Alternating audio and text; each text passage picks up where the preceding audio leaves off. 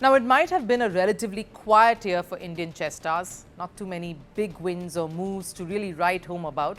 But that could also be because they've hardly been home. Indian chess players have been on the move. While the results have been rather slow, the travel has been relentless and non-stop. So much so that in a FIDE interaction on their favorite vacation spot, Indians said home. Not for lack of ingenuity, mind you. The holiday season is around the corner. So we here at Firstpost understand that sentiment. Chess as a sport often gets maligned as a relatively easy discipline. No physical strain or exhaustion, and hence there isn't too heavy a toll on the athletes. It is only with time have we all begun to comprehend the mental fatigue that comes with this sport. Chess is grueling, and what is endless is the travel.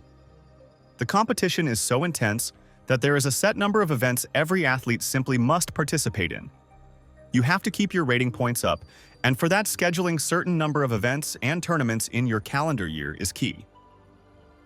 FIDE recently did a fun Q&A with some of the chess players, asking them a simple question.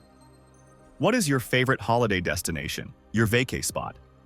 While most athletes ended up giving some fun answers to this, Indian players' answers shocked all. Home. Now, it's not lack of originality here. That's just how homesick they have all got. Let's talk about D Gukesh in particular. It's been a hard season for this world champion. Has not been the best of years, so that makes the travel all the more tedious. Take a look at his marathon year. He started the year in Netherlands, then flew to Germany. It was Paris after a gap of a few weeks. Romania in May, USA and Norway the same month. He then went to Croatia in June, Spain in July, Poland, and back to USA in August, Uzbekistan in September, and USA again in October, before going to Greece and then back to US. Now he's in India for the GCL. That's how manic it's been, and that travel is tougher when the results have not matched the previous year. Nowadays, going home feels like a vacation. Take Praggnanandhaa, the only Indian to qualify for the candidates this year.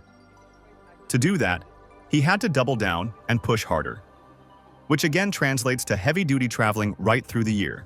Praggnanandhaa's schedule took him to Prague, Paris, Warsaw, Bucharest, Armenia, Tashkent, Zagreb, Las Vegas, St. Louis, Samarkand, Sao Paulo, and London.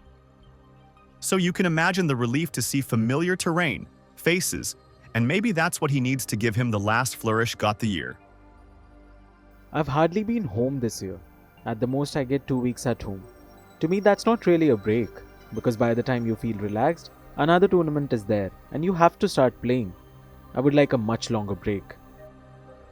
His compatriot Arjun Erigaisi has been raking in the miles too.